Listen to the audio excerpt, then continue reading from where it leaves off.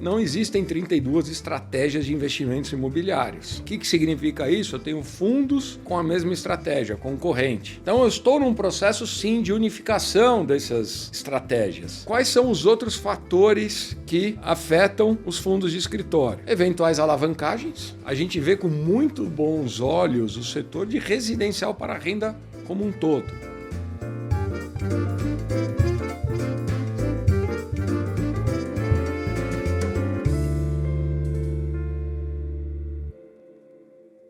Olá, seja bem-vindo a mais um Clube FI Entrevista e hoje temos muito assunto. O Tuque está aqui para me ajudar também para falar sobre o Pátria e as aquisições recentes e também um bate-bola com o Rodrigo Abud. Nós vamos falar sobre as principais questões dentro dos fundos e a sua dúvida, o seu principal tema de cada um desse principal fundo do Pátria, a gente vai trazer aqui para você, então sinta-se aqui com a gente. E você ainda que não é assinante do Clube FI, você está perdendo as grandes vantagens de acompanhar as nossas carteiras recomendadas, ferramentas de análise, se você quer fazer as suas análises paralelas e conciliar com as análises do research. Nós temos mais de 4 carteiras, temos até carteira de Fiagro, então não é só a indústria de FIIs que nós cobrimos também, então convido você a fazer parte do Clube FI e, claro, participar da maior comunidade de fundos imobiliários do Brasil. Então aguardo a sua assinatura para você de fato aproveitar o nosso fórum, ter o contato direto comigo e com a Lana e tirar todas as suas dúvidas e, claro, participar dessa comunidade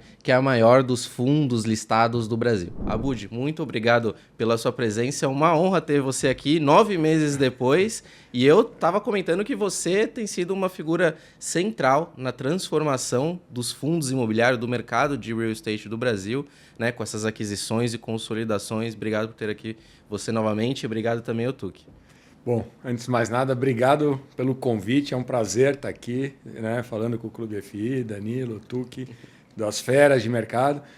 O que eu posso dizer é que tem sido animado, né? Tem sido gostoso, tem bastante coisa, estamos intenso. Mas é muito legal participar dessa transformação da indústria de fato, né? E acho que a gente vai explorar isso um pouco melhor. Sim, acho que esse vai ser o primeiro tema que a gente vai tratar aqui, que são sobre as grandes compras que vocês têm realizado. Recentemente até eu li uma matéria ali da Forbes e ali você colocou que chegou nesse encerramento definitivo, acho que tem até a palavra definitivo de ciclo. Da última vez eu também tinha feito essa pergunta para você e vocês também já estavam confortáveis, assim, você me passou muita confiança que já estava muito confortável com os ativos que vocês já tinham, mas veio essa aquisição depois da RBR e o mercado está meio desconfiando, né? Vocês já estão com 38 bi de carteira, será que vocês estão indo buscar os 50 bi, estão guardando algumas cartas na manga, ou se realmente agora vão se consolidar, reorganizar esses ativos? A gente já viu algumas notícias sobre essas fusões, aquisições, então, essas fusões entre os fundos, para ser mais específico. Então, a palavra é sua, se realmente vocês vão continuar com isso, como é que está essa situação? Não, vamos lá, eu acho que é bem bacana abordar esse tema, porque nada do que aconteceu ao longo desses últimos anos, né, na nossa trajetória de Pátria foi por acaso e sempre por estratégia. Tá? Desde o primeiro momento, quando o Pátria abordou a VBI falando, olha, eu fiz um IPO na Nasdaq, eu quero me consolidar como principal gestor de investimentos alternativos da região. Um gestor de investimentos alternativos necessariamente passa por uma estratégia forte de real estate. Tá? E eu não tenho real estate, eu tenho até um passado ruim e eu preciso consertar isso. Né? Quando a gente começa esse bate-bola e pensar em trajetória e caminho, uma das coisas que vem é assim, olha, legal, a indústria está se transformando, tem 3 grandes gestores hoje que são afiliados a instituições financeiras. Tá? A gente não tem essa relação com uma instituição financeira e, consequentemente, a gente não tem um canal de varejo. Tá? Então, como que nós podemos brigar, né? Como que nós podemos disputar mercado com essa turma? Sendo grande em cada uma dessas estratégias. Tá? Se a gente olhar todos os segmentos de investimentos imobiliários, a gente tem que ter uma certa relevância para que a gente consiga estar no radar dos investidores, para que a gente consiga estar no radar dos outros stakeholders, vendedores, tudo mais, e que a gente tem algum diferencial. Tá? Então a gente vai dos 6 bilhões que a VBI tinha em ativos sob gestão, isso em 2022, quando a gente fecha o acordo com o Patria. Tá? Até esses 38, sempre traçando a estratégia que viria pela frente. Tá? Então, quando o Patria fez o primeiro movimento com a VBI de 22, tá? Se a gente for lembrar, essa taxa de juros tem estado nesses patamares elevados desde então. Tá? Então, o que a gente fala? Bom, se tiver mercado, se tiver oportunidades, faremos captações orgânicas. Mas a diferença que eu posso trazer para a mesa do que era a VBI, do que será a Pátria, né, com a plataforma VBI, é essa institucionalidade, esse viés corporativo. E uma das estratégias que a gente tem que ter é o M&A, são as aquisições de outras gestoras. Então, se a gente for olhar no primeiro momento, a gente faz uma série de aquisições entre 22 e 24 de gestoras menores. Aí estamos falando da Bari, da Mori, da Blue Macol, do Velol, né, do OneF. Então, entre fundos e gestoras, a gente faz esse primeiro movimento, isso entre 22 e 23. Até que no final de 23 aparece o grande transformador do que a gente era para o que a gente é hoje, que é a oportunidade de comprar o business de real estate do Credit Suisse, então se tornando UBS. Tá? Só como ordem de grandeza, dos 6 bi que a VBI tinha sob gestão, depois desses movimentos a gente atinge um patamar de 12. Quando a gente começa a negociar o Credit, a gente tem outros 12, né? E a partir do momento então que a gente tem o sucesso nessa negociação, a gente já é uma gestora de 24 bi. Então, se a gente for olhar, nesses patamares, a gente já estava ali entre os 3 ou 4 maiores, brigando, então, em termos de porte com os outros players que eu falei, né? E com um portfólio também bem diversificado, porque ali a gente tinha logística com HGLG, LVB e Patielli, office, né, com uma série de fundos, crédito, fund of funds, varejo. Então a gente já tinha uma família de fundos super diversificada. E aí foi o primeiro momento da gente sentar e falar, opa, tá bom, tá legal. O que eu posso crescer? Olha, o que eu não tenho na carteira, eu não tenho malls e eu não tenho uma participação relevante de crédito na minha carteira. E aí a gente determina a estratégia de 25. Poxa, o que daria para fazer? Comprar uma gestora que tivesse um fundo de malls e aumentar nossa posição em crédito.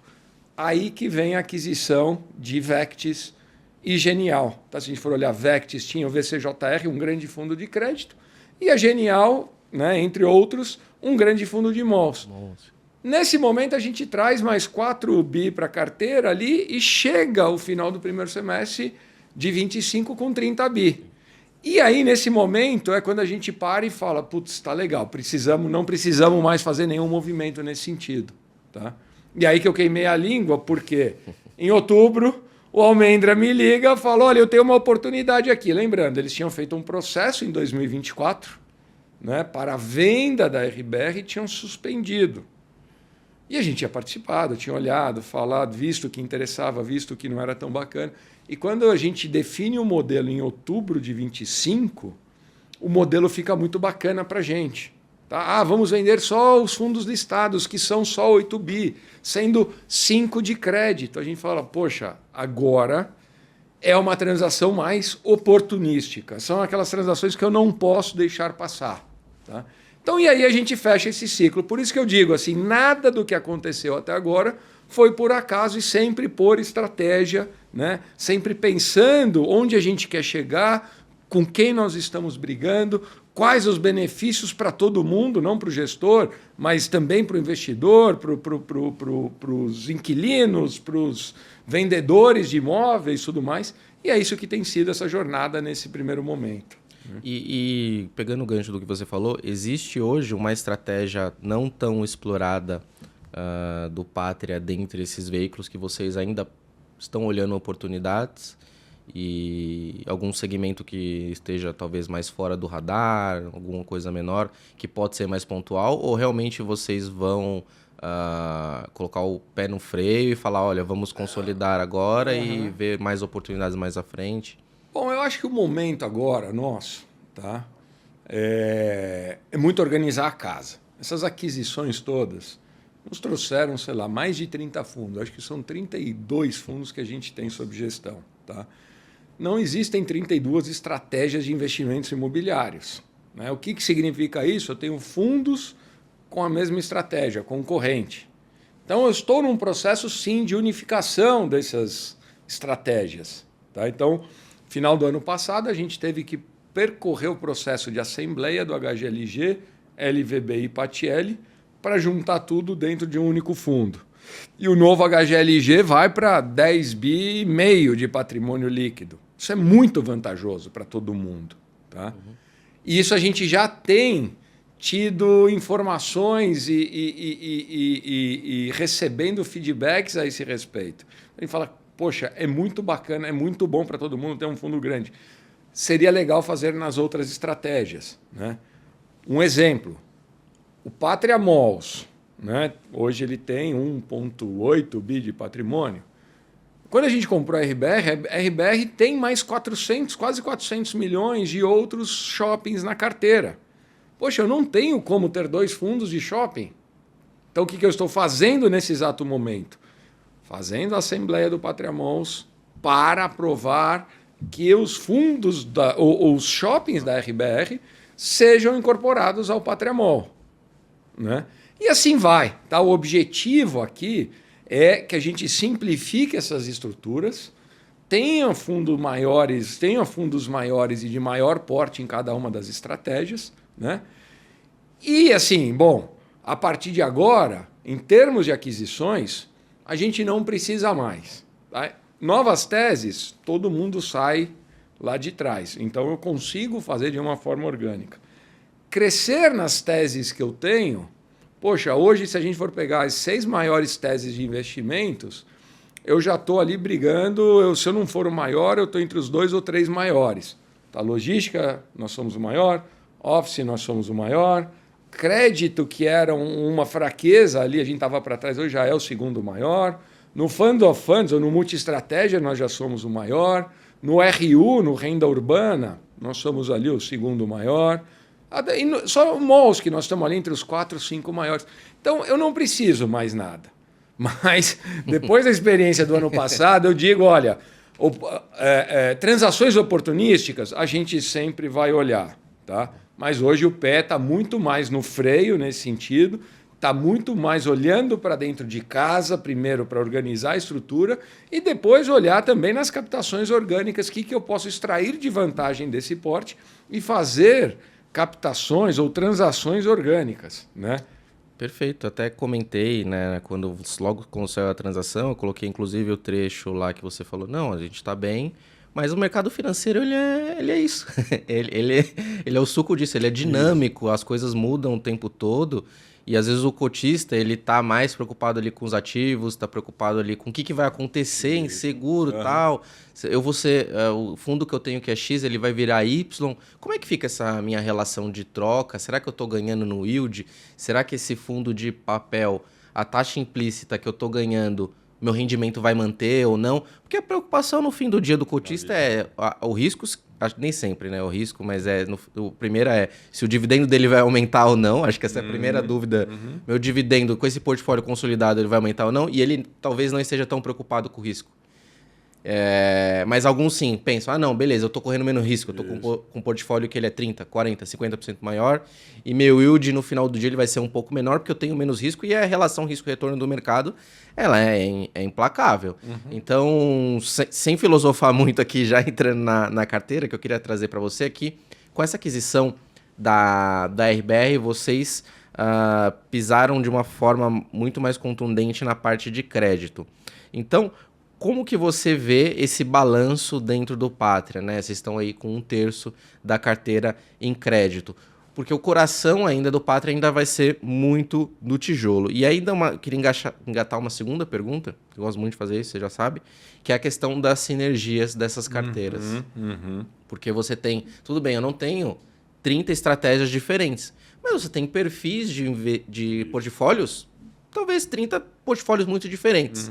E aí como que fica essa questão dessa sinergia de portfólio, que é uma questão intrínseca diretamente impactada pelo cotista, que ele vai ver ali, e uma outra sinergia que é de time, que o cotista não está muito assim no dia a dia de time, de consolidação, de otimizar custos, essa pessoa aqui tem a mesma função que a outra, então quem que eu vou manter, mantém um, mantém outro. Você está lidando, eu imagino, com várias situações de recursos humanos, de conciliação, que no fim do dia, na minha visão, impacta nessa questão de portfólio mais para longo prazo, porque se você tem uma pessoa, você tem que repor a uma mesma altura, e o Pátria ele tem essa robustez, né? São mais de 100 pessoas ligadas a essas gestoras, então, no fim do dia, acaba impactando o cotista, mas de uma forma mais secundária, mais de longo prazo. Isso.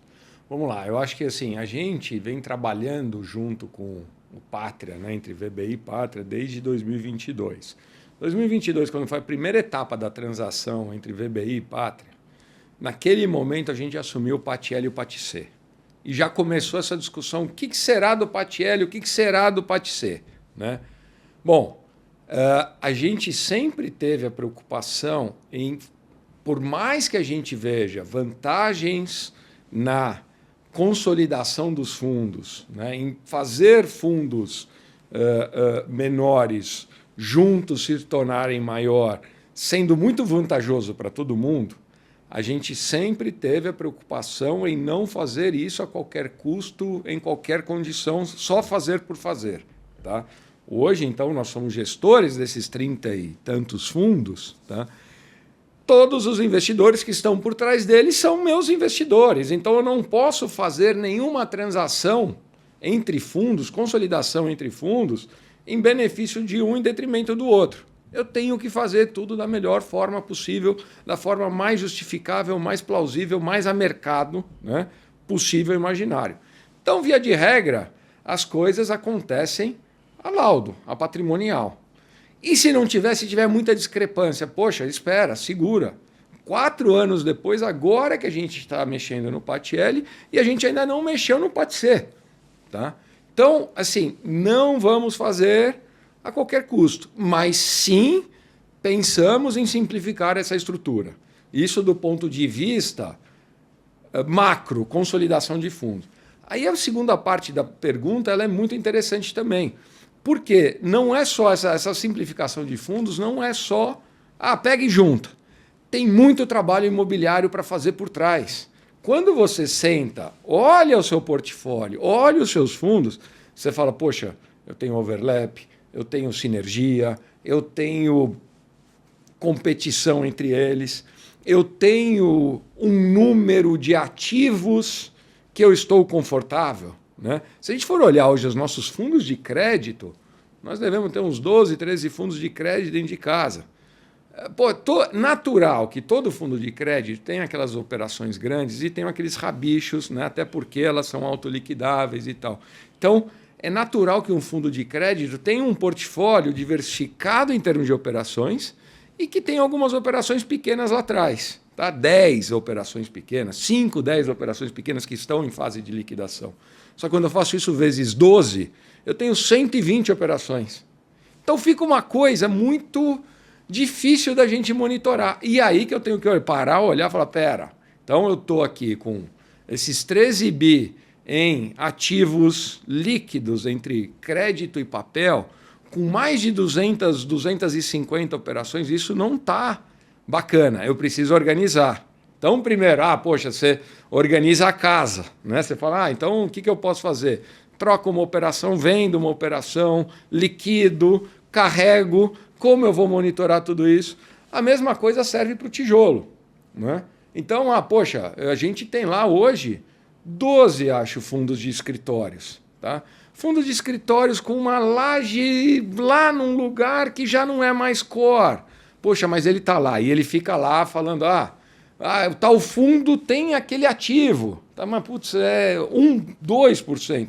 Então, a gente também tem um trabalho imobiliário para fazer. Vou vender esse ativo para dar um recado no fundo, né? Que, poxa, nós estamos pensando na carteira global, estamos pensando no reposicionamento de cada um deles para que a gente não tenha aquela percepção, putz, eu era do outro fundo e esse fundo só trouxe coisa ruim. Tá?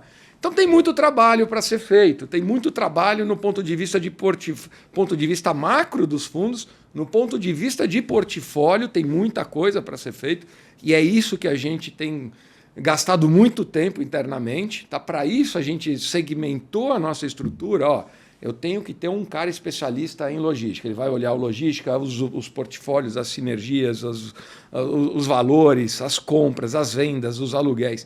E assim vai. Outro para escritório, renda urbana, malls. Né? Aí, nesse contexto, também, um outro trabalho que foi muito intenso ao longo de 2025 foi a consolidação da estrutura do pessoal, como você falou. Isso. Tá? Poxa, se a gente for olhar, então a gente tem VBI, Credi, Genial, Vectis não veio ninguém, RBR e até o Pátria anterior, né, que tinha. Então, poxa, mais de 100 pessoas, a gente teve que ir ajustando as pessoas para as atividades, para aquela performance, para que ela desempenhasse da melhor maneira possível, usando o seu principal, assim, o seu trunfo. E esse ajuste foi acontecendo ao longo de 2025. Então, hoje, quando a gente começa o nosso ano de 2026, poxa, a gente tem a certeza, né, que hoje a gente conseguiu colocar as melhores pessoas, as pessoas que a gente gostaria, nas principais cadeiras. Eu tenho 60 pessoas só na parte de investimentos. Tá? Então, isso aqui que eu quero dizer.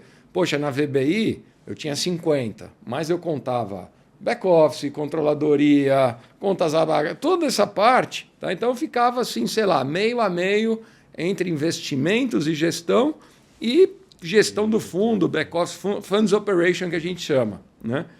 Hoje, no Pátria, esse número está em 60, só fazendo a parte do front ali da gestão, dos portfólios, dos fundos, das carteiras.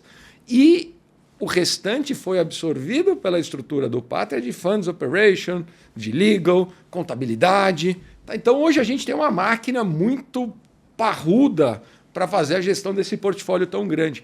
E com isso eu consigo me dar alguns luxos, né, que outras gestoras menores eventualmente não têm. É isso que eu ia te perguntar. Né? Por exemplo, eu vou te dar um exemplo. Qual o benefício dessa escala? Eu vou te dar um exemplo assim, poxa, quando a gente vai para o setor de logística. O setor de logística, você pega... Quem são os principais demandantes ali? Os varejistas, os e-commerces, né? Os operadores logísticos. Né? E eles tendem a expandir geograficamente. Tá? Então, quando você tem uma vacância, ou quando você vai pensar num novo negócio, eu não preciso correr atrás de novos inquilinos. Grande maioria dos inquilinos, ou todos os inquilinos hoje, dos grandes, já são meus inquilinos. O que eu preciso fazer? Atendê-los bem. Então, tem uma área dentro do Pátria só de grandes contas. Esses caras, né, que é atrelado ao time comercial, mas esse cara tem que atender os grandes operadores logísticos dia a dia e saber se está tudo bem, o que a gente pode fazer, o que a gente pode melhorar. Né? E você vai criando uma relação de confiança que esse cara fala, poxa, agora eu preciso de um novo site em Salvador. Ele liga para a gente e fala, poxa, estou com uma demanda aqui, 150 mil metros quadrados, eu estou pensando em fazer um build-to-suit em Salvador. Você topa? Topa. E o ano passado eu inaugurei um grande centro logístico em Salvador, por isso que eu estou usando esse exemplo, um build-to-suit feito para um dos grandes. Né? Por conta dessa escala. Por conta dessa escala e dessa gestão de clientes, como, sei lá, as grandes agências de propaganda, né? Os grandes bancos têm isso também. Você consegue se dar o luxo de uma área de grandes contas. Né? E aí é muito legal porque flui muito o negócio. Né? Poxa, volta e meia a gente senta com essa turma, o que vocês estão pensando? Estou pensando num novo, ou estou pensando em entrar, eu tenho os big box, mas eu preciso de um last mile dentro da cidade, você faz para mim? Poxa, faço. Então você está sempre explorando grandes oportunidades de negócio. Né? E a outra coisa é o seguinte, dentro da carteira, mesmo esse grande, ele não representa muito do meu portfólio. Hoje, dentro de casa, a gente tem 3 milhões de metros quadrados logísticos. Eu estou em mais de 10 estados, eu tenho mais de 50 empreendimentos, eu tenho mais de 200 inquilinos. Qual que é o maior? Ele tem 3,5%, 4%. Se ele sumir do mapa, cai 3,5% do meu dividendo. No LVBI, que não era pequeno, era um fundo de 2 bi, né? Quando o Dia saiu do nosso imóvel de Mauá, poxa, era quase que 15% da receita do fundo. Né? E não era o maior inquilino, era 15% da receita. Também. O varejista também, o supermercado teve dificuldade, o Dia quebrou, foi embora, retomamos o imóvel. Poxa, caiu a cota ali, a cota caiu também, né? Então caiu o dividendo, caiu a cota. Aquela coisa que o investidor não quer. Hoje o novo HGLG com 10 bi e meio, né? Ele tem uma previsibilidade muito maior de dividendo, porque o maior inquilino, se ele sair, representa 3,5. Você repassou no ano. Repassou e você nem sente, né? E também não tem essa coisa. Se alguém tiver um desespero e fala, poxa, preciso vender LVBI, ou machucou a cota. Se alguém fala, preciso vender HGLG, é um fundo que tem mais de 20 milhões hoje de liquidez dia. Então não tem grandes machucados. Então você tem previsibilidade de receita e estabilidade no valor da cota. É tudo que o investidor quer. Né? Então é muito benéfico, é esse o trabalho que estamos fazendo. Não, né? Foi totalmente esclarecido. Não sei se o Tu que tem algum ponto para a gente partir para a parte nova que eu vou trazer aqui para o Clube Fim Entrevista, que é o bate-bola, onde você, cotista, vem aqui para a mesa. O Tuque, você tem... Baita aula essa aqui. Acho que boas atualizações. Sempre que o Abud vem aqui, ele traz coisas que são novas, estratégias. Apesar de o assunto ser o mesmo, meio que é principal assunto da última vez que a gente veio, trouxe muitas coisas novas. Mas se tiver algum ponto aí, já coloca aqui, senão a gente vai pro bate-bola. Sim. Bom, primeiro, boa tarde, Abud, Danilo, claro, boa tarde também para toda a nossa audiência. Acho que meu papel aqui na participação nesse novo contexto aqui do Clube Fim Entrevista é trazer essa perspectiva do investidor. Eu também, como investidor, enfim, um pouco do viés que eu tenho mais de tijolo também. Eu queria entender um pouco da tua parte, Abud, em relação ao segmento de lajes corporativas, né? Enfim, porque já tem um tempo que lendo aqui os relatórios do Danilo, outros conteúdos de analistas, as consultorias imobiliárias, tem essa interpretação, essa análise de que o corporativo está melhorando, já tem alguns sinais de mercado, questão de vacância, falando principalmente aí do mercado hoje, que é bastante focado em São Paulo, né? Mas, de fato, se você olhar para o mercado de fundos imobiliários listados, ficou muito atrás, né, dos outros segmentos que você comentou aqui, como shoppings, renda urbana, logística. Mesmo o PVBI, né, que sempre foi um consenso de mercado em termos de qualidade de localização, padrão construtivo, locatários e tudo mais, é um fundo que eu acompanho também, tenho ele em carteira, enfim, ele ainda está com vacância 16%, negocia com grandes descontos de mercado, até teve uma queda recente também. O rendimento que até pouco tempo atrás estava 50, agora está 40 centavos, né?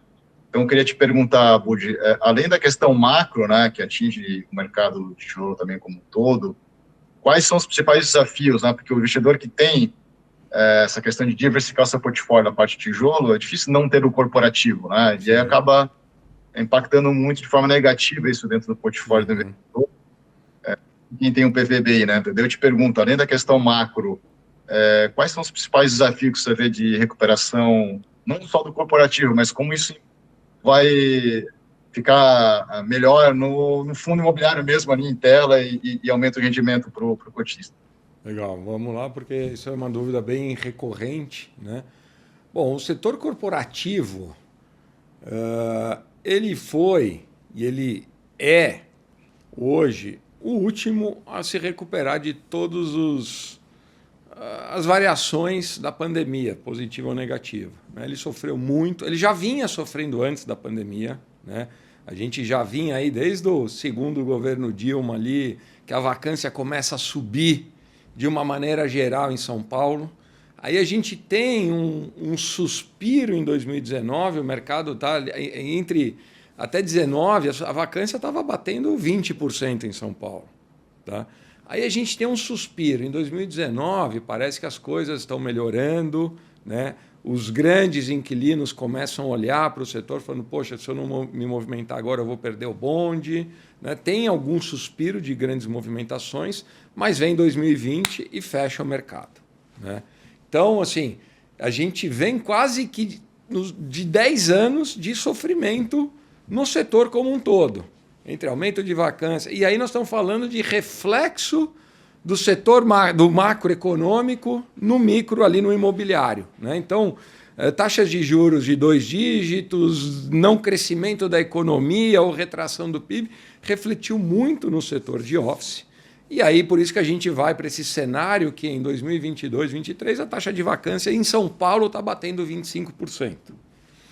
Nesse momento, o que a gente tem de grande defesa ali? A região da Faria Lima funcionando super bem, com uma vacância extremamente controlada, e outras regiões explodindo, né? Essa vacância indo para 30% praticamente. Uma dicotomia muito grande. Uma dicotomia muito grande. Tá? Uma grande resiliência da região da Faria Lima que continua a ganhar preço. 300, 350 reais no metro quadrado é normal. Tá? Só que as outras regiões, com essa vacância exagerada, está falando em 80, 90, 100. Então essa diferença nunca ficou tão grande. Tá? E aí você começa a ver, sim, uma maior movimentação nas regiões descentralizadas, tá? Região fora da Faria Lima. Isso representa que na Faria Lima tem um problema? Não. A vacância continua estabilizada, tá? Os valores eles se mantêm, não estão subindo na mesma proporção, mas eles se mantêm. Tá? Então, assim, o que a gente vê é um cenário de recuperação nas outras regiões. Tá? Os outros imóveis que a gente tem no portfólio nunca tiveram uma vacância tão baixa, um nível de transação tão elevado.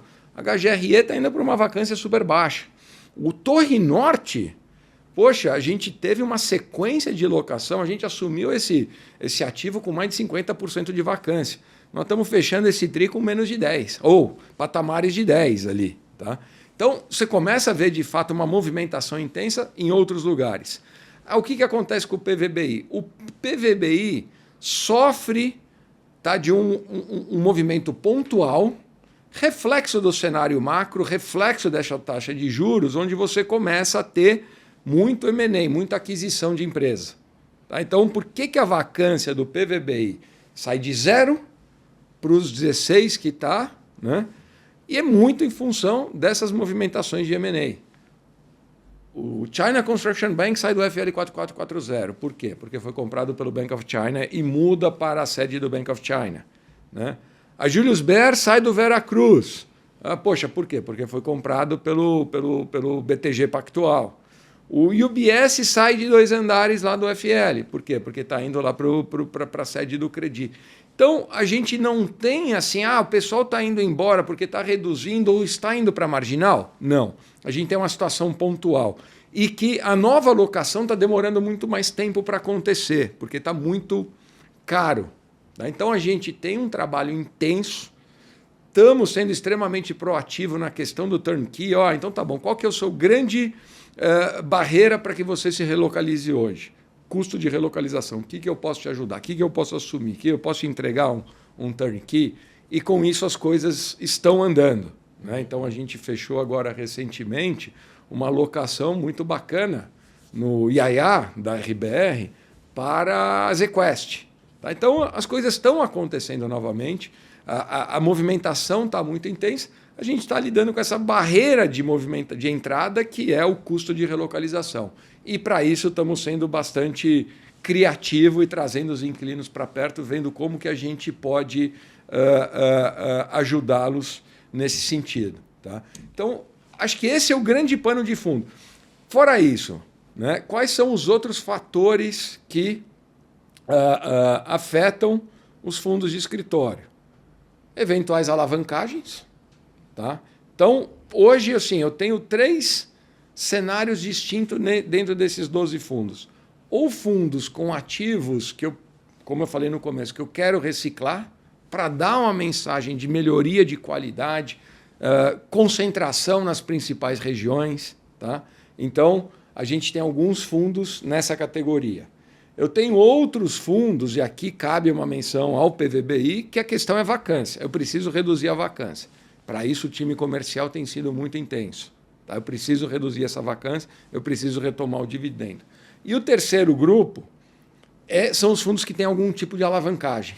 E isso eu preciso lidar, porque a alavancagem no fundo de office, a gente lá na VBI já estava resolvendo esse assunto. Mas a gente se deparou com duas situações ali, o TOP e o BLCA, que a gente precisa trabalhar nessas alavancagens ali. Quando a gente tiver esses três assuntos equacionados, aí eu consigo pensar nos movimentos. Para consolidação, você fala, né? Para otimização, tá? Como que se dará essa consolidação? Ainda estamos discutindo. Tá? Já trazendo para o bate-bola aqui, o Tuque, e aí a gente pode começar pelo PVBI. Então, o que eu fiz, né? Só para explicar aqui para você que está assistindo. Eu peguei o fórum do Clube FI, destrinchei todo ele 2026 e trouxe a principal tema que mais se repetia em termos de curtidas, em termos de comentários. Então a sua participação é muito importante, a sua assinatura também é muito importante para você entender essas análises, porque aqui a gente tem um exemplo claro, Abud, de que assim, eu tenho um imóvel, eu alugo esse imóvel, o meu inquilino falar que vai sair, eu decido vender o imóvel porque o inquilino saiu, é o que acontece na cotação. E aí, a principal dúvida do investidor, ele já coloca aqui, ó, os ativos são excelentes, mas a gestão consegue reduzir a vacância em prazo razoável ou o cotista vai passar anos carregando prédios que são muito bons com rendimento ruim. Então, no fim do dia, ele está novamente pensando no yield, deixando a qualidade de lado, o inquilino fala que vai sair, ele vende a cota, sendo que ele não faria isso. Se ele comprasse um imóvel na Faria Lima com o dinheiro dele, ele falasse, bom, eu tenho um imóvel que eu paguei um cap rate de X, eu tenho uma tolerância de preço, que eu imagino que vocês têm, não é assim, eu tenho um excelente prédio, mas eu tenho um cap rate que eu paguei nesse ativo que eu não tolero um ativo que eu paguei um cap implícito de 7, 8, pagar R$150 o metro quadrado. Eu não vou baixar esse aluguel, então eu vou tentar reciclar o ativo, fazer outros movimentos como o turnkey para trazer. Eu já sei que eu estou tentando responder, mas é uma coisa que me incomoda também, que eu vejo no mercado das pessoas venderem cota a qualquer preço porque o inquilino saiu. Então esse seria o primeiro ponto do PVBI. A desconfiança maior é que, tá bom, vai retomar, mas quando isso, tem alguma previsão assim ou curva de ocupação ou meta que você traçou, porque pelo que eu vi tende até a aumentar agora a vacância para 25%, dos 16 para 25 com uma outra saída. Então acho que esse é o principal ponto do PVBI. E se você quiser comentar mais alguma coisa disso, ou eu acho que é isso. Assim, a única coisa que eu posso dar a garantia é o seguinte, que isso tem sido assim, a dor de cabeça nossa, a gente acorda, respira, dorme pensando nessa vacância como um fundo que passa os 5 anos mais críticos do mercado de escritório com vacância zerada e ganhando preço. Não, tá? E sempre negociando com ágil ou no VP. Então, como que a gente pode fazer, né, para reduzir a vacância? Trocamos o time comercial, trouxemos... né, quando a gente fez a transação com a RBR, não necessariamente a gente tinha que trazer time, tá? Então, aí a gente sentou com os sócios da RBR falando, olha, do seu time, quem que você recomenda de fato? E uma das recomendações foi a Carol de Locações. Eles falaram, a Carol tem feito um baita trabalho, a gente teve um grande desafio, que foi o Riverside ali, de alugar, e a gente alugou 100%, ela fez um baita trabalho, eu recomendo. Trouxemos ela, deu uma chacoalhada ali. Mais uma vez naquela primeira questão da sinergia dos times. Da sinergia dos times, em fortalecendo o time comercial, sendo mais criativo nas negociações. Poxa, o turnkey está na mesa, a gente tem ofertado desde o primeiro momento. Tá? Perfeito. Então a gente esbarra nessa barreira mesmo, que é o custo da relocalização. Estamos tentando minimizar isso. Então eu acho que esse é o principal ponto. E o segundo ponto que eu falo assim, poxa, o dividendo caiu. O dividendo caiu. Mas, gente, quando a gente olha o custo implícito do metro quadrado de um portfólio desse, nós estamos falando, sei lá, em R$25 mil o metro quadrado. Né? O patrimonial dele já está em patamar de 35. Você tem 30% de desconto, vai para R$25 mil o metro quadrado. O CEPAC custou 18 no último leilão. Então você está comprando um air rights, quase um portfólio já pronto. Né? parte alugado com outros 25 a serem alugados por R$25 mil o metro quadrado pelo preço de terreno. Então, acho que isso que tem que ser ponderado, né? E é por isso que ele hoje é um dos fundos que está mais em carteiras recomendadas, né? O Tuque falando que tem ele e tal.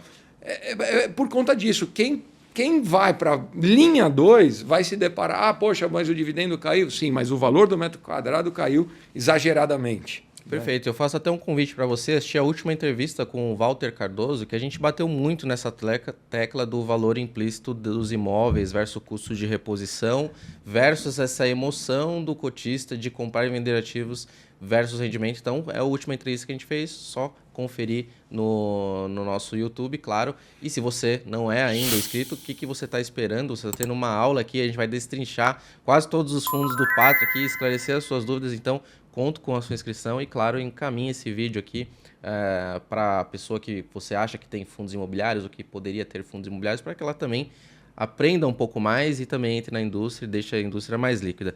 Partindo para o segundo bate-bola, que é do HGLG, a grande dúvida central foi sobre o último movimento do GARI. Então, como é um movimento mais recente que vocês fizeram de ancoragem da emissão, se não me engano, eles têm uma questão aqui de transparência, alguma reclamação de transparência sobre a estratégia aplicada tanto no HGRU quanto HGLG. Acho que teve outros veículos também que vocês entraram dentro do GARI. Acho que aqui é a oportunidade de você trazer esse movimento do HGLG. Também tem a questão de dividendos mais lateralizados durante mais tempo, mas justamente você já falou sobre essa questão de consolidação. Acho que a gente pode explorar tanto o HGLG quanto o HGRU, que a principal dúvida é essa questão da alocação no GARI.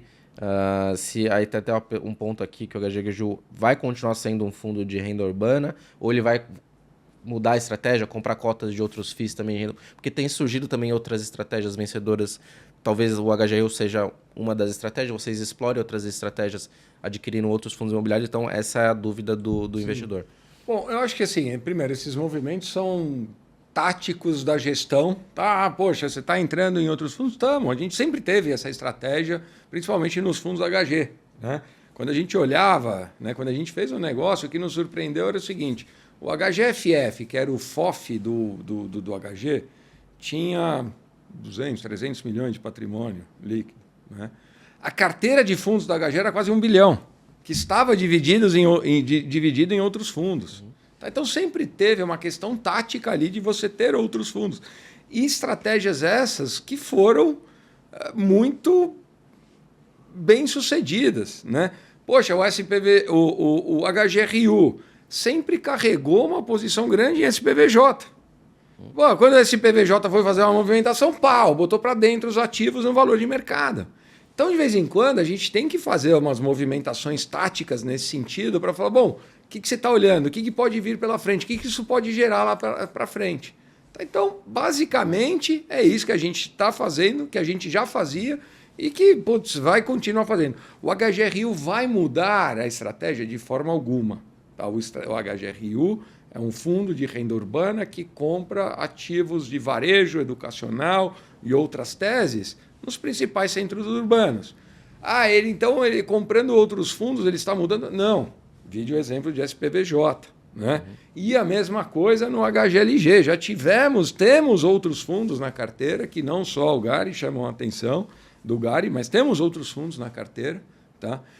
Uma outra coisa que é também assim, poxa, tivemos movimento de venda de ativos também. Tá?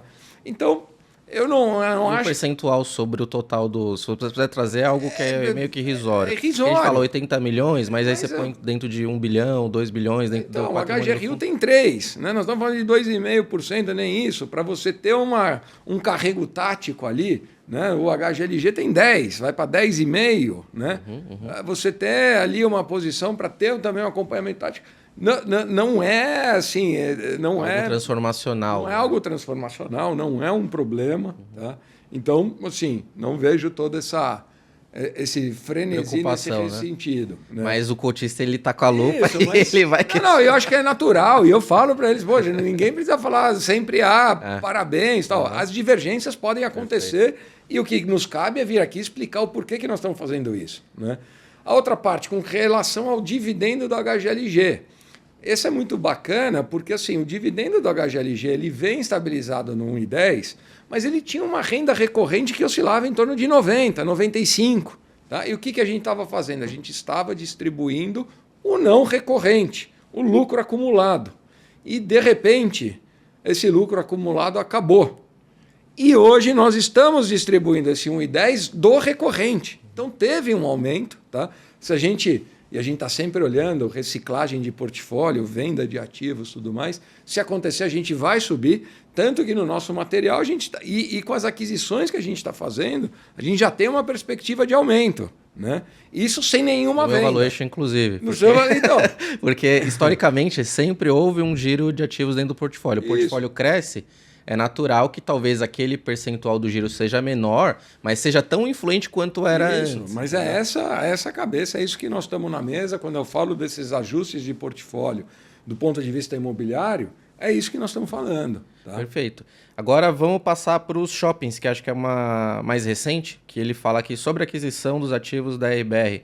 Quais shoppings possuem e que condições isso ocorre, né? E isso realmente vai criar valor para o cotista do antigo MOL 11, o atual PMLL 11.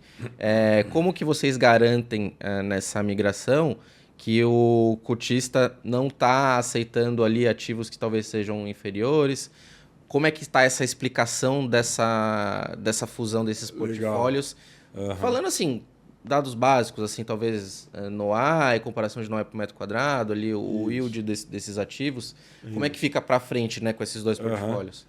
Vamos lá, assim, porque isso tem sido a grande dia a dia, matéria. Né? Agora que nós estamos com essa matéria aberta, né? Nós estamos com Acho que a gente pode bater um pouco mais nessa tecla agora. Essa assembleia. Porque você tem que aprovar como é que funciona. Eu tenho que aprovar, né? Então, como eu falei no começo, poxa, não faz nenhum sentido eu ter dois veículos de shopping, o PMalls e o RBR Malls. Tá? Então, natural que a gente consolide num só. Bom, mas eu não posso perder de vista a questão de portfólio. Tá? Quando a gente assumiu o portfólio, a gente começou um trabalho bem intenso de reposicionamento do portfólio. A gente fez uma transação no final do ano passado, começo desse ano, com a Red, onde a gente vendeu o nosso shopping de Bauru para eles, comprou o shopping de Suzano deles. Isso gerou um lucro para o cotista. Né? Então, com isso, a gente reduziu a vacância da carteira, a gente aumentou o dividendo, a gente reprecificou a cota. Então, a gente vem nesse processo de reposicionamento do Pátria Malls desde que a gente assumiu, né, o ano passado. Bom, aí a gente compra a carteira da RBR e recebe esses três ativos. São três ativos icônicos dentro da cidade de São Paulo. Nós estamos falando do Shopping Pátio Higienópolis, nós estamos falando do Shopping Eldorado e nós estamos falando do Shopping Plaza Sul. Quem é de São Paulo certamente conhece esses três. Quem não é, certamente, muito provavelmente conhece pelo menos dois deles. Tá? Então são ativos super consolidados, bem posicionados, com uma venda extremamente elevada, com um NOI extremamente elevado. Né? Então, só como ordem de grandeza, a carteira do Pátria Malls hoje tem um NOI por metro quadrado próximo de 110, 120 reais o metro quadrado. O RBR Malls tem um NOI de 288 por metro quadrado. Então é 2,5 vezes. Então vai falar, poxa, o que a gente está trazendo para isso? Shopping consolidado, com NOI por metro quadrado muito maior. A gente tem uma venda por metro quadrado no portfólio da RBR que é 2 vezes maior. Tá? Então, o que significa isso? Nós estamos falando em quase R$4.000 o metro quadrado de venda. O que significa isso? São shoppings extremamente sólidos, bem posicionados, dominantes. A vacância da carteira da RBR é 1,5%. Tá? Não, do Pátria Malls nós estamos trabalhando, está em 96%, a outra está quase em 99% de ocupação. Então, sob todas as métricas que a gente olha, é muito benéfico. Né? Outra coisa, quando a gente assumiu o Pátria Mall, o MOL 11, que a gente tornou em Pátria Mall, a gente olhou e falou, pô, muito legal o portfólio. Porém, a gente está com uma concentração em estado do Rio que não é benéfico. Nós tínhamos quase 50% do nosso portfólio no estado do Rio. Tá? Poxa, não é legal em nenhum estado, tá? Muito menos no do Rio. O shopping ele permite você ter essa diversificação Você ter maior essa em ativos que são isso. classe A, B e C. Exato. Então, com essa movimentação, a gente está reduzindo essa exposição a Rio e aumentando a exposição a São Paulo, que é a maior economia, o maior estado da confederação. Né? Então, a gente vê como extremamente benéfico sob todas as óticas. E a última pergunta, e o preço? Bom, o preço que a gente está pagando são as condições de mercado até acima um pouco, acima em cap rate, abaixo, né, de outras transações que aconteceram no mesmo shopping. Então, você pega o Higienópolis, acabou de ser transacionado aqui numa condição até mais alta. Tá? Então, assim, é muito importante, te dá um conforto dentro de portfólio, você ter esses 3 shoppings, junto com os shoppings que a gente tinha, tá? Te dá aquela coisa, bom, eu tenho um shopping que performa bem, que vende, com baixa vacância, até para conseguir, eu consigo buscar um pouco mais de retorno, de crescimento ou de qualquer coisa nos outros shoppings. Tá? Então, em termos de estratégia de portfólio, é totalmente benéfico para todo mundo. Perfeito, né? perfeito. Por isso que é importante o voto. A gente está chamando a turma para falar, vocês aprovam? Né? Aí a Assembleia está acontecendo no PML 11, vai até como é que vota, como é que é o processo? O processo de votação é aquele processo que você tem via plataforma Lacore, né, ou a B3. Tá? Então você precisa... Na própria da B3 ou o link da administradora? Isso, o link da administradora. Tá. É isso que a gente está fazendo. Então veja se está atualizado o cadastro. Então é importante votar, participar. Acho que você é muito vocal, né, nessa... A gente do Clube FI sempre é muito vocal sobre a participação, você demonstrar se você quer ou não quer isso. Então é importante você participar, mais importante do que a gente traz aqui os principais pontos, mas o mais importante é que você participe e vote sim ou se não. Então deixe, faça. A gente sempre nas eleições chegando, tem sempre isso, a eleição está chegando, faça acontecer e participe. Sobre o HGRE, a questão aqui, bem rapidamente, é sobre uma renovação com a TOTVS. Eu nem sabia que esse seria o principal tema levantado. Será que a gestão cedeu demais para a preservação da ocupação? Foi a melhor decisão? É um questionamento deles. E aí a questão é que se o fundo perdeu o poder de negociação por uma concentração excessiva em alguns ativos, e isso pode se repetir com outros ativos, então é um tema da TOTVS, que é com a renovação da TOTVS com desconto. Eu achei que seria outros temas, assim, mas foi esse. O tema da TOTVS ele foi muito recorrente e até bom. Poxa, renovou, você renovou mais baixo.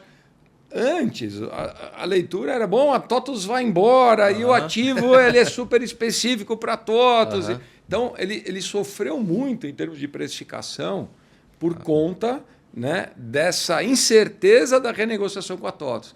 Quando a gente olha e fala, bom, tudo que a gente falou em termos de vacância, de oferta disponível em São Paulo, tudo mais, você preservar o grande inquilino num imóvel que tinha sido construído sob medida, que veio ajustando, veio crescendo o aluguel, estava em patamares fora de mercado. Tá? E a discussão era, bom, será que ele vai renovar? E se ele renovar, qual será o patamar de mercado?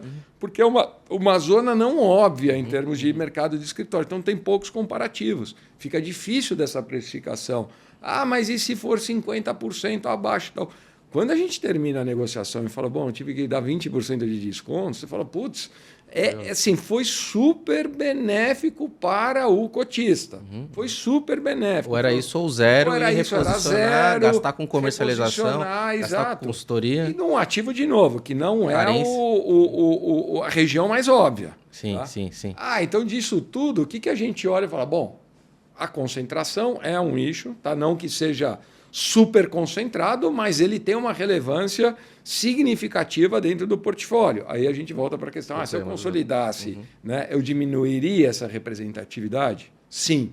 Né? Então, poxa, mais um ponto a favor da consolidação. O HGRE é um dos grandes fundos de escritório do mercado, mas para os padrões atuais, ele é pequeno, tem apenas 1,8, 1,9 bi de patrimônio líquido. Né? Pô, a gente está mirando aí fundos de 10 bi, seria muito benéfico, seria muito mais legal se a gente conseguisse fazer esse tipo de concentração e a TOTVS iria ser reduzida para um patamar de, sei lá, 5%. Muito assim. menos. Tá. Muito bem explicado. Não sei se o Tuque tem mais algum ponto. Eu queria fazer uma pergunta na linha do que a audiência está fazendo, mas abordar aqui um segmento que é pouco abordado em entrevistas, né, que é o segmento residencial renda, com a aquisição do BCRR11, né, que agora é o Pátria Renda Residencial, também é um fundo que eu acompanhei de perto desde o início, e, enfim, até na época da VBI, né, onde você comentava muito sobre alguns setores, né, de moradia estudantil e tudo mais, que vocês já trabalhavam, um pouco nessa linha de residencial, vamos dizer assim, né? Eu queria entender da tua opinião, né? Assim, uma pergunta um pouco mais do segmento. Por que você acha que ainda não placou, não deu certo iniciativas no nosso mercado, somente dos fundos listados, né? Como é o caso agora do Pátria Renda Residencial? Qual o futuro, né? Que vocês estão pensando para esse fundo? E se você acredita que no futuro, então, o mais viável em relação ao que seria o renda residencial, você seguiria essa linha mais específica, né, de moradia estudantil, que é o student housing ou senior living, de qualquer forma, né? Enfim, então, queria entender um pouco da tua opinião sobre o tema. Vamos lá, assim, eu acho a gente tem estudado muito, tem acompanhado muito esse setor aqui, lógico que a gente está fazendo a gestão, mas fora do Brasil, né? A gente vê com muito bons olhos o setor de residencial para renda como um todo, tá? Nas diversas etapas do ciclo, seja o student living, pegando a turma que vai para a faculdade, seja o multifamily, pegando aí, né, o young professional, o jovem profissional que se formou, né, até olhando depois o senior living. E aí dentro do multifamily você tem um short stay, você tem um long stay, né, você tem diferentes abordagens do mercado. O que eu acho que é o grande desafio, ainda ninguém acertou a forma de fazer a gestão desse portfólio. Tá? Então a gente hoje tem buscado escala. Por que a gente, quando a gente começou a fazer o Student Living, a gente criou a YouLiving? Porque era a forma de você ter um controle maior da gestão, né? Da gestão do ativo. Se eu compro um prédio de escritórios, eu tenho CBRE, Cushman, tenho Jones Lang, tem uma série de administradores bem estabelecidos que garantem o bom atendimento, né, do meu prédio de escritórios. A mesma coisa nos shoppings, Allos, Multiplan. Tá? No residencial para renda não tinha. Tá? E pior do que isso, ninguém tinha escala para fazer isso. Tá? Então você tem que estar próximo, você tem que ir criando da sua forma. Né? Hoje, com essas aquisições, desde o Student Living, com a VCRR e a RBR também tinha 2 fundos. Tá? Então a gente está criando uma certa escala, a gente está redimensionando ali, falando, bom, o que eu consigo utilizar de sinergia nessas gestoras, tá? Entre o Living, as que operam o VCRR, as que operam o portfólio da RBR, né? Quais os grandes diferenciais também? Muitas dessas aquisições foram feitas naquele estoque de incorporadoras. Era um play mais oportunista, falando, olha, eu estou comprando barato e por isso vou botar para alugar, mas você não tinha uma eficiência 100%. Assim, você fala, não, esse prédio foi programado para ser um residencial para renda, um multifamily. Né? Então foi um estoque de incorporadora comprado barato, mas que você não consegue operar bacana, então você não consegue reverter em termos de aluguel. Então o nosso desafio hoje é pegar essas carteiras, olhar e falar quais ativos eu quero, quais ativos eu colocarei à venda e aqueles que eu quero, qual será a forma mais adequada de operá-los. Não à toa que a gente viu aí, saiu recentemente, a Brookfield fez um movimento de aquisição da Tabas, que é uma das grandes operadoras. Tá? Então, assim, acho que esse hoje é o grande desafio. Como que você entra no multifamily? E a Brookfield tem tido uma estratégia bacana de, eu estou desenvolvendo para isso. Tá? Porque a estratégia não é comprar estoque barato achando que eu vou alugar bem e vou gerar um yield. Isso definitivamente acho que o mercado já Porque depende ensinou. muito do operador que está ali. Depende do operador, depende se o negócio foi projetado para isso. Tá? Ah, você comprou um estoque de 30 unidades dentro de um apartamento que tem outras 30, que já tem as famílias, tem os moradores. Então você não consegue Tem o Airbnb deles. Tem o Airbnb deles. Então, assim, não é a forma mais eficiente. Tá? Então o desafio é achar a forma mais eficiente de você operar. Que esse setor tem um baita potencial, não tenha dúvidas. Né? Não tenha dúvidas, ainda mais num cenário. Pegando o link com o nosso cenário de crédito, onde não tem mais recurso subsidiado de poupança de FGTS para aquisição, onde a questão de mobilidade é cada vez mais constante, as pessoas hoje trabalham em São Paulo, amanhã pode estar em Londres, ou em Campinas, ou no Rio de Janeiro. Um custo altíssimo, de metro quadrado. Né? Tudo isso faz com que cada vez mais a locação de apartamentos seja uma realidade. Né? E aí a questão é achar a forma mais eficiente de se operar nesse setor. Né? E eu acho que nós estamos no caminho. Né? A Brookfield está fazendo um grande trabalho, nós estamos com a carteira agora com massa crítica para fazer esse trabalho que a gente já fazia em Oliving, expandir. Aumentamos o portfólio da Oliving e o Oliving comprando a share também. Né? Então acho que tem um potencial grande pela frente aí, achando a forma de se operar. Tá respondido aí, Tuque? Deu mais uma aulinha, né, pra gente. Perfeito. Seguindo aqui para o bate-bola, eu acho que o LVB a gente já falou bastante sobre incorporação, mas a dúvida é sobre essa questão de se agrega valor. Acho que você já extraiu bastante disso, né? Qual que é o ganho efetivo para consolidação? Acho que você bateu muito nessa tecla. Mas se você quiser ter algum comentário, ok. Eu queria consolidar os próximos de crédito, tanto o PCIP, até uma estratégia para o PCIP, o PSEC. As dúvidas deles são se as incorporações fortalecem o fundo, porque a gente falou muito de tijolo, essa questão da replicabilidade, da sinergia de portfólio, quanto que isso vai agregar no final do bolso do cotista. E agora, para a parte do crédito, a dúvida é o quê? É a mesma. É a mesma, mas é muito válido.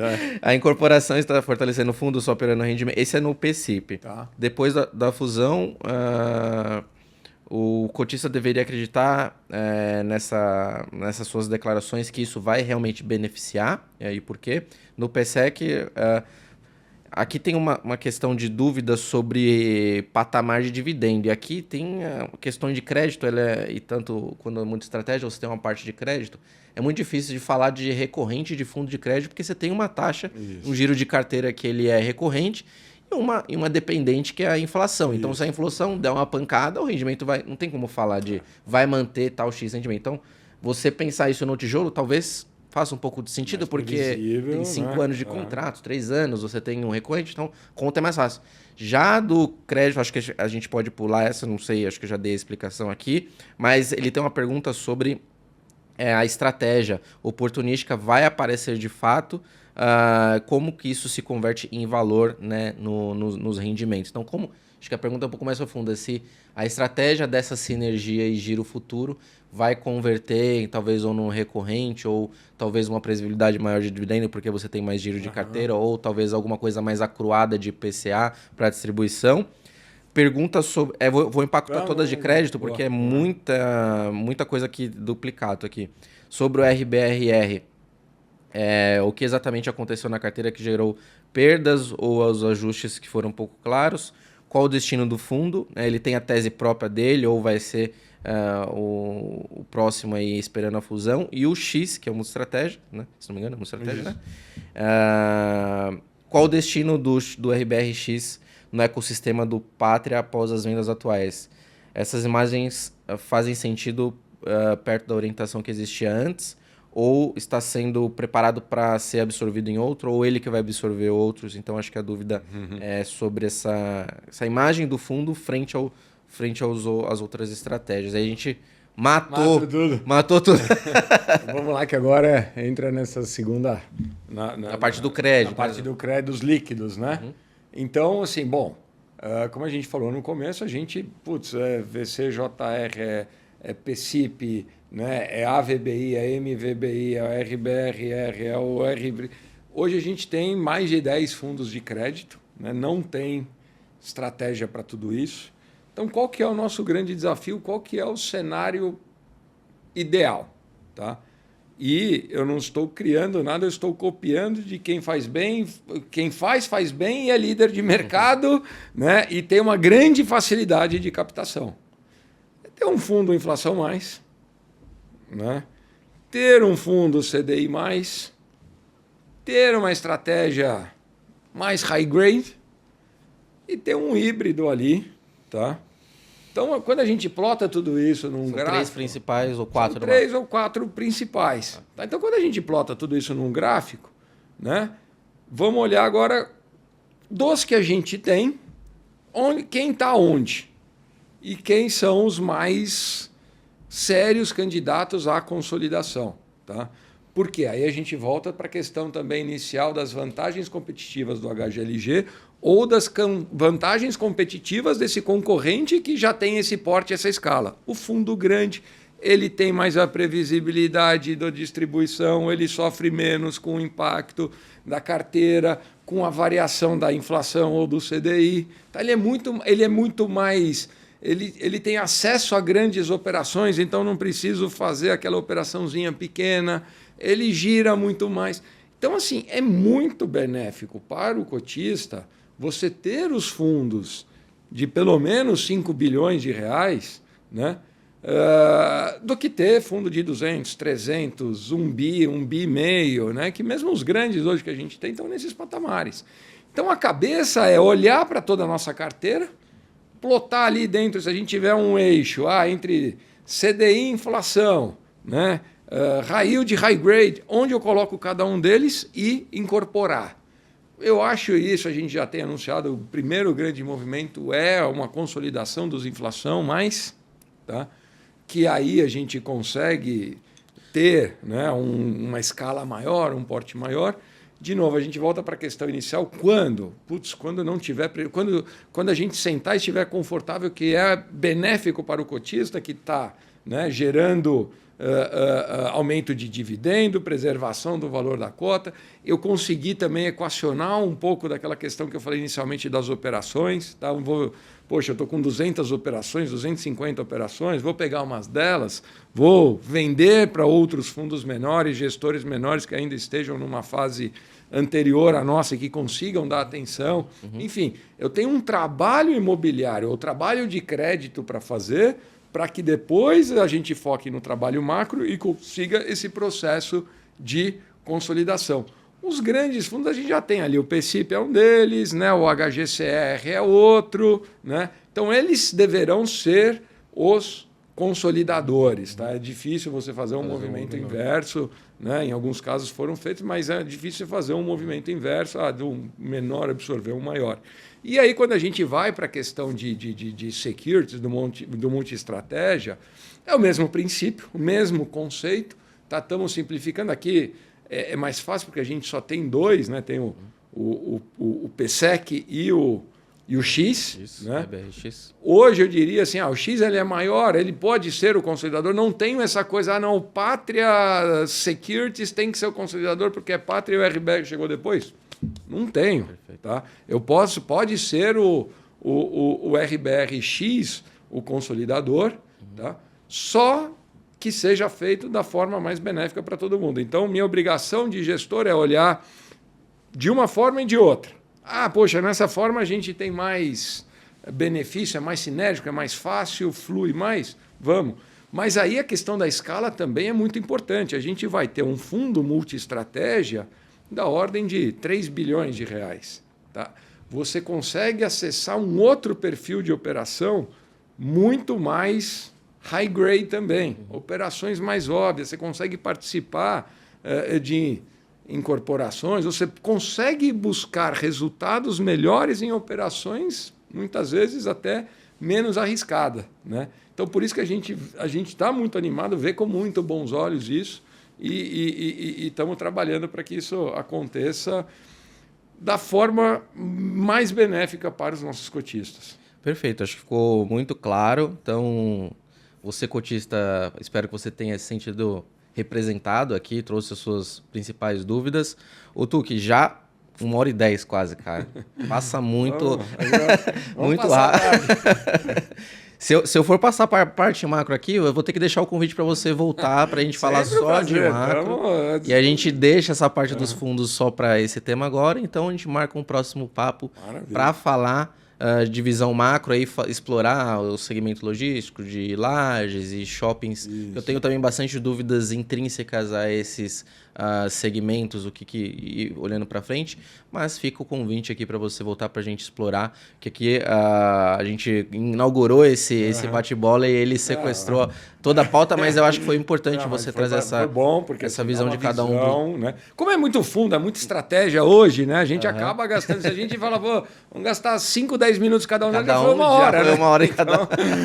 Mas foi muito bom. Obrigado, Tuque, pelo papo, e agradecer você que nos acompanhou até aqui. Vou lembrar novamente para você se inscrever no nosso canal, né? Estamos caminhando aí para 100 mil inscritos, então veja aí se você é inscrito ou não, e também aproveite para deixar o seu like aí para engajar mais e o algoritmo entender que esse conteúdo é relevante. Abud, muito obrigado pela sua presença. Não sei se você tem mais alguma consideração final, mas aqui é deixar sempre o nosso palco do Clube FI aberto para o cotistas olhar aquele... A gente também está olhando as dúvidas deles nos fóruns, trazer aqui a parte da análise, a gente tenta colocar ali no meio para trazer uma sobriedade, né? Poxa, vai vender um ativo porque um inquilino saiu, o dividendo caiu. Acho que a gente tem que subir, elevar o nível, já que a gente tem muita pessoa física, elevar um pouco o nível dessas pessoas que a gente tem hoje. Fica aí as palavras finais para você. Não, eu só tenho a agradecer o convite, porque é sempre um prazer, né? E um momento super importante para ter esse bate-bola, ouvir um pouco a cabeça da gestão, né? O que está fazendo, para onde que está indo. Isso é uma coisa que a gente sempre prezou muito, então também nossos canais de RI estão sempre disponíveis. Tem uma dúvida.